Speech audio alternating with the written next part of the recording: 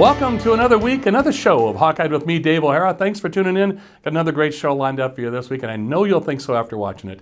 David Eichholz will join us here in just a moment. He is the Hawkeye Insider, as well as former Iowa Hawkeye quarterback James Vandenberg and former Iowa Hawkeye basketball playing great Jeff Horner. So got another full and rich show lined up for you, and let's get to it right away with my buddy Joe Mershman. Joe is going to give us his predictions for the game during this Mershman Minute. Joe, how's everything going with you, my friend? Dave, things are going well, but this Illinois game, I have mixed emotions, and I'll explain why. You know what the definition of mixed emotions is, don't you? No, I don't. Well, that's when you see your brand new Cadillac with your mother-in-law driving it going off a cliff. That's the definition of mixed emotions. Now, hopefully didn't offend anybody with that joke, but the reality of it is Mershman Seeds supports both the University of Iowa and the University of Illinois through a quarterback sack program. We pay $150 for each quarterback sack from the opposing against the opposing team. So this one here, I'm that's where the mixed emotions comes in, So that donation then goes to the Stead Family's Children's Hospital in Iowa City, or in Illinois, it goes to the Eastern Illinois Food Bank. So both good, worthy causes. So I'll be sitting on the sideline watching the game, but I'll be rooting for the Hawkeyes. And of course, I told the University of Illinois people when we said we were going to sponsor them that we would pay this, but when we played the Hawkeyes, they would have to pay us, and they tended to laugh after I said that. So I bet they did. So, Joe, we're both going with Hawkeye victories. We're hoping for a lot of sacks on both sides. Hopefully nobody gets hurt. We raise a lot of money for charity for the University of Illinois, but also for the University of Iowa Children's Hospital and the Eastern Illinois Food Bank for the University of Illinois. So, Joe, great stuff from you as always. Thank you so much, and look forward to catching up with you next week, my friend. Take care. Thank you. And I've located David Eichholz. There he is, Hawkeye Insider. And you can check all of David's handiwork out. Look at the bottom of the screen there. There's his Twitter handle and his online, HawkeyeInsider.com. David, first and foremost, as always, thanks for joining us. And we got a battle going on between you and James Vandenberg as to who is more like Nostradamus with these predictions you guys are making. You nailed it again. Goodson over 100 yards last week against Nebraska. 26-20 Hawkeye victory. Your and my score were kind of in the ballpark, but gloat a little bit here.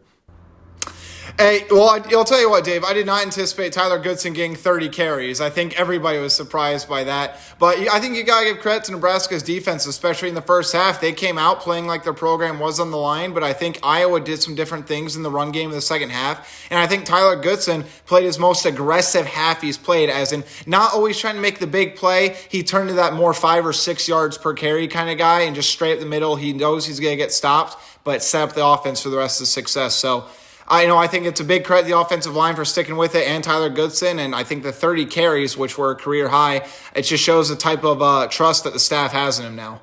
Hey, and we got great defense at the very end with Chauncey Golston sacking Martinez, and Zach Van Valkenburg actually caught it in midair, but technically it was a fumble. You got running game and defense, as you and I talk about. That's a quarterback's best friend at Iowa. So we nailed our predictions, beating Nebraska, got some turnovers as we talked about. So let's take a look or talk about the press conference today. And again, viewers, as you know, we record this on Tuesdays. It airs on Friday night. So, of course, the Western Illinois basketball game, Iowa Hawkeye men's, will have happened already, but we won't know that result yet, obviously, because we're recording on Tuesday. But David was at a press conference today with Kirk Ferentz and the players, so I want to hear about that with injuries and your thoughts about going into the Illinois game. I also wanted to mention, David, that the college football playoff rankings come out tonight on ESPN Tuesday night, so we won't have that information again because we record this on Tuesday afternoon. So fire away, David, and give me your thoughts, please. Yeah, I think number one, the two things that Kirk really emphasized in the press conference were ball security was the top priority. Because if you watch this fight in the Illini team, Dave, I think they're maybe the hardest hitting team, especially in this conference, and probably the top 3 in the country. I mean, they are heavy hitters, that typical Lovie Smith. They're going to force turnovers. Jake Hansen's phenomenal. I believe he's the NCAA career active leader in forced fumbles. I believe he has 10 or 11 in his career. So he's a phenomenal talent there.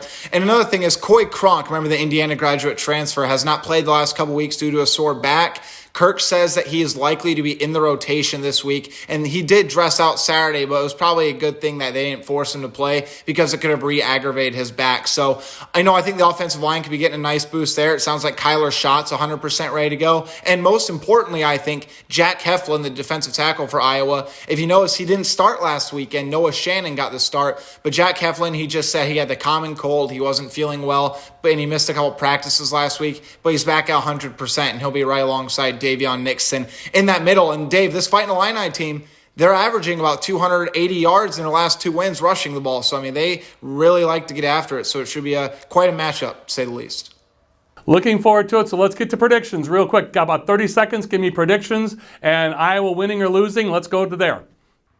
I'm going back to the steady hand, Dave. Tyler Goodson over 100 yards again. I think he scores a touchdown. He's second in the Big Ten in rushing, and I think he's doing well. Mekhi Sargent will get a score in. I have Iowa winning 34-21. I think that Iowa pulls away at the end with a late touchdown. Davion Nixon adds another pair of sacks to his Big Ten Defensive Player of the Year caliber season. I like the way you're thinking, and let's do this in about last 30 seconds here. I got the Hawkeyes winning as well, and about your score range. I'm just going to go with the prediction of a win this week and just say by 1 or 100, Hawkeyes win. Where do you think the Hawkeyes will move up? Play a little Nostradamus here. Where will they move up in the college football rankings tonight on ESPN? Again, we record this on Tuesday afternoon. The rankings come out tonight. Of course, this airs on Friday. So, David, where do you think the Hawkeyes move from 24 to where do you believe? Maybe 23 or 22. I can't see them going much more. It wasn't a sexy victory by any means over Nebraska, but they got the job done. I'd say maybe a slot or two, but if they're inside the top 20, I'd be shocked. Gotcha. David, thanks so much. Look forward to catching up with you next week, my friend. Hey, thanks, Dave. Appreciate it as always. You're very welcome. Thank you. Back with more Hawkeye with me, Dave O'Hara, and James Vandenberg and Jeff Horner in just a few moments. One word means more to farmers than any other: yield. Nobody knows this better than your friend in the field, Mershman Seeds.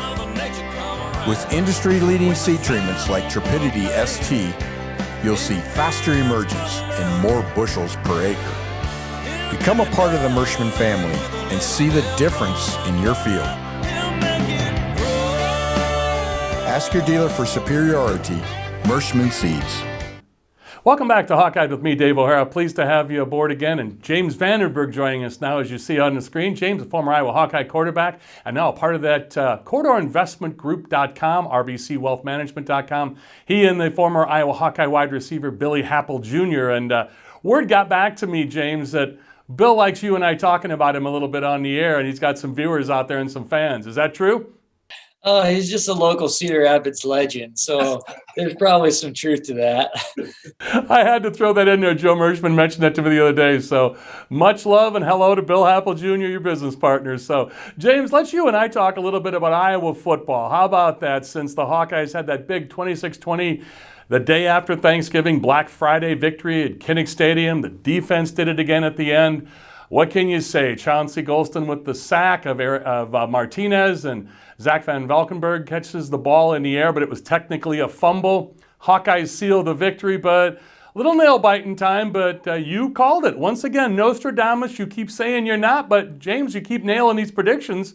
That's going to be your new nickname, is Nostradamus. I'm telling you, you foresee the future better than most, and here's the deal. Goodson went over 100 yards. How many times have you said, James, as an Iowa quarterback, the running game and the defense is your friend, making Spencer Petras look very good, and the Iowa Hawkeyes with another victory, 4 in a row now. Since you mentioned weeks ago, and I'm hearing a lot online from people saying, Dave, James Vandenberg nailed it because he said, Michigan State, you don't want to come into Kinnick Stadium facing an 0-2 Iowa team, and all they've done since then, James, is make you look like Nostradamus at 4-0 now from starting off 0-2. Yeah, I don't know if that prediction 4 weeks ago has carried that much weight, but there's no doubt we're playing good as a team right now. This last week was a classic trap game. I don't really follow anything Nebraska, and I was seeing articles all week about how their loss to Illinois was the worst in the history of the program. So just a classic trap game where we're on a roll and they're getting bruised up by everybody, but a good win nonetheless. All three phases. I mean, that's how we're going to win in Iowa, and that's how we won again. And I guess we won't be clapping on the sidelines as much from the sounds of it, but just another good win. And we're definitely rolling right now. I got to get your take on that as you caused me to chuckle again. Kirk Ferentz becoming very animated as the days are going on here. When they beat Minnesota and there was that little... I don't know. It's like nobody's clapping on our sideline trying to simulate a snap count. So I don't know what they're getting at there, but that's not what's happening. I know that. So he's probably brushing it off just as I would as quit complaining type deal. I love, though, Captain Kirk getting a little quippy with it and saying, geez, do I have to get my wardrobe approved by them and that type of thing. So I do like the fact that he's shooting some back at him. But let's talk about that game a little bit. You get some turnovers. Let's grade out Spencer Petras again. I'm hearing a lot online again saying, well, I like everything James Vandenberg is saying, but, as an Iowa quarterback, couldn't they look at Deuce Hogan? Couldn't they look at Alex Padilla? And I said, I don't see that doing any good. I want your take. Doesn't matter what I think or say. I'm curious what your thoughts are with Spencer Petras.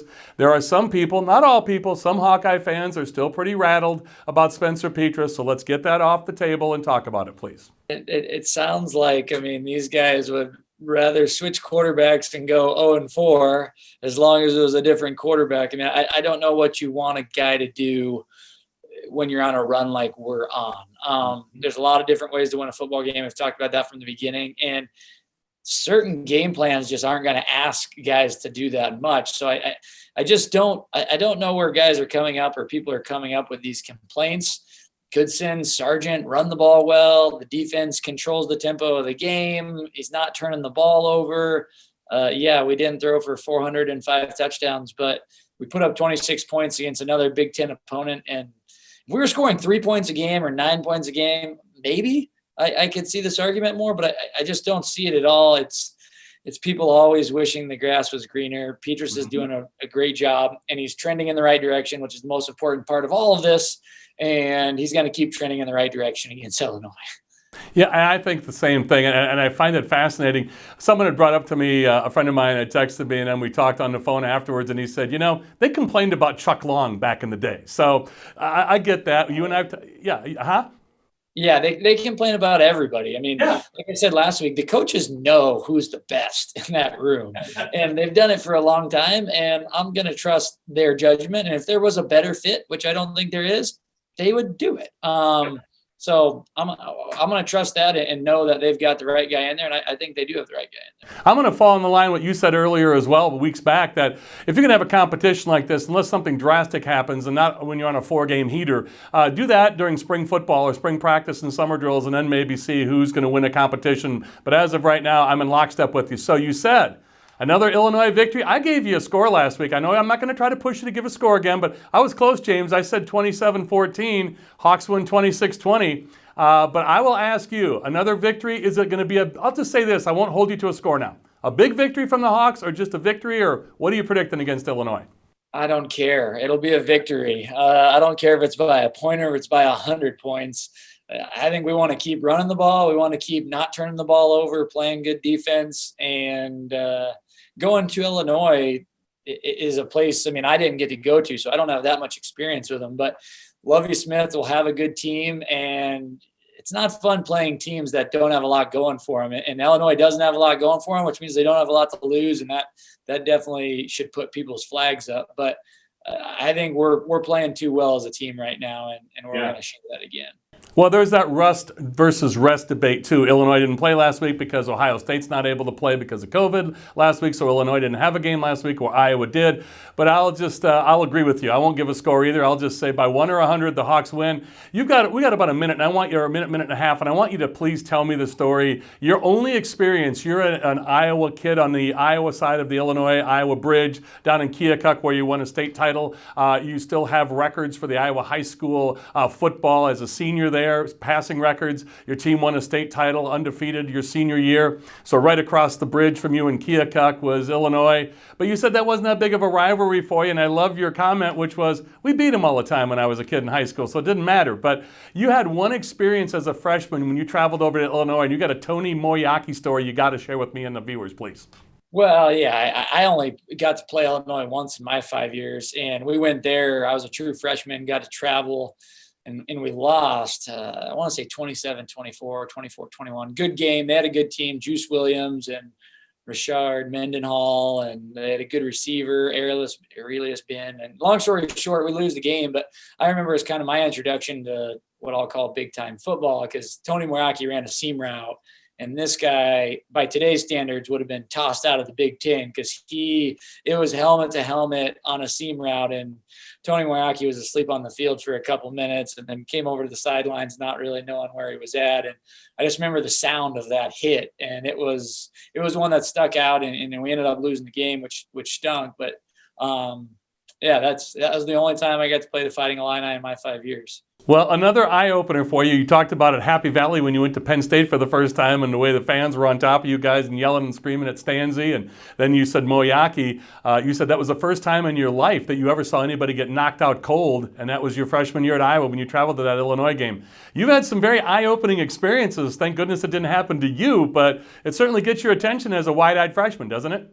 It certainly does. It was that kind of reminder that this is a whole nother level up from Keokuk versus Hamilton. Yeah, exactly right. Well, hey, James, great stuff from you as always. He's James Vandenberg, again, part of the RBC Wealth Management Group. CorridorInvestmentGroup.com. He and the wide receiver, Billy Happel Jr. Got to get that in there, don't we, James? The quarterback and the wide receiver handling all your finances for you. So, James, thanks again as always. We look forward to talking to you next week. He's the former Iowa quarterback, James Vandenberg. Thanks, James. Thanks for having me. No problem. We'll be back with more. Jeff Horner to close out the show with Hawkeye with me, Dave O'Hara, in just a few moments. There is a spot for women in agriculture. There's many places for females, for female farmers. We can do a lot.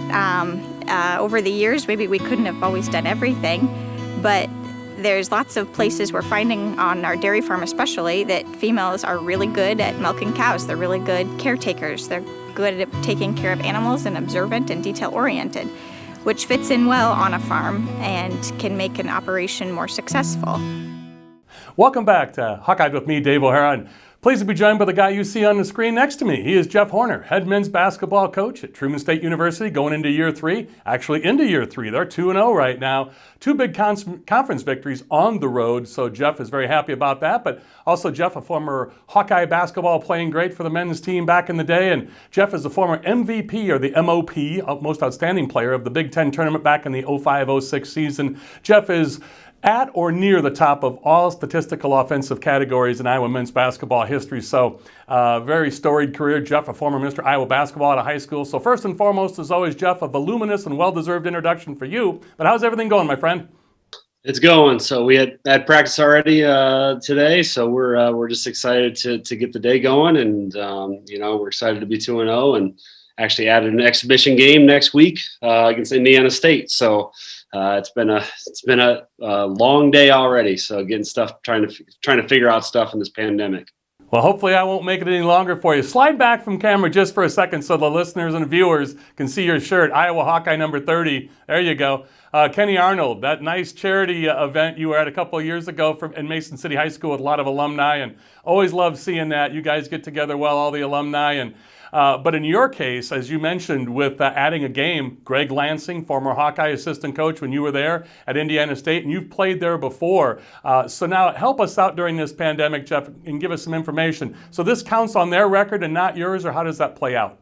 Yeah, correct. So they'll be playing a regular season games because the NCAA decided that this year D1s couldn't play any exhibition games or scrimmages, but they had a team cancel out next week. They're supposed to play next week and had a team cancel out. And Coach Lansing hit me up and asked if we would come. And I said, yeah, sure. So, it's another game for our guys. And it's kind of one of those things where I think we can, get guys who haven't had a lot of minutes this year too. I think we can get them quite a few minutes. And I think that's extremely important to build your bench for the year. Yeah, I agree with that. And you mentioned this too in the past.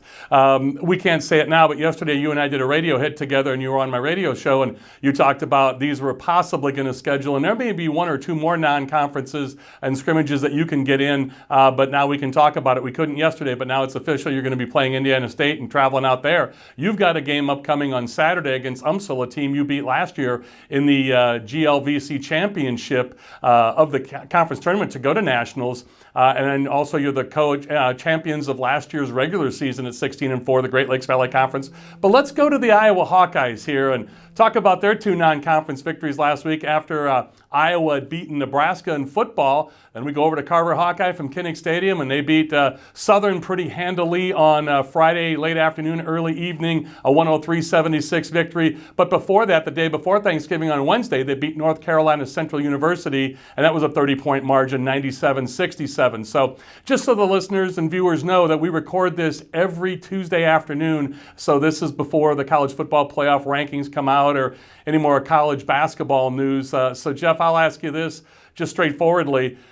What do we look at in these games? Do we get overly excited? I mean, Luka had 36 points. Luka Garza did in the first half against Southern. But my takeaway from that is, Jeff, for teams in the future, when you're playing Iowa and Luka Garza, don't go man-to-man. He needs to be double-teamed. I think it's super important for Iowa this year to play a couple of these games, especially because, like, you know, I kind of just talked about they couldn't play any exhibition games, they couldn't have any scrimmages, and usually Division I's get 2 of those nowadays. So you can either have 2 exhibitions, 2 scrimmages, or one and the other. So they weren't able to get those in this year, obviously, with the NCAA saying that. So them being able to get on the floor and just kind of see where they're at and playing against someone new is extremely important. You know, you've been practicing for so long that guys are getting sick and tired of going against each other. And, you know, I think Bohannon had looks like he might have caught an elbow in practice from Garza. So it was kind of excited to probably play someone new and maybe catch an elbow from somebody else. But, I think it was good for those guys. I think, the one thing that you're going to see this year in those games too, is you're going to see a lot of young guys get a chance and opportunity to play who maybe would redshirt any other year. And so I think that was very crucial for them. And the fans got to see a lot of guys get in and the starters and the key players, really got a chance to kind of get their feet underneath them in a game type situation. Well, and you and I talked about this, on radio yesterday in reference to Patrick McCaffrey. His performance really jumped out at me, and much was made on social media after the game on Friday.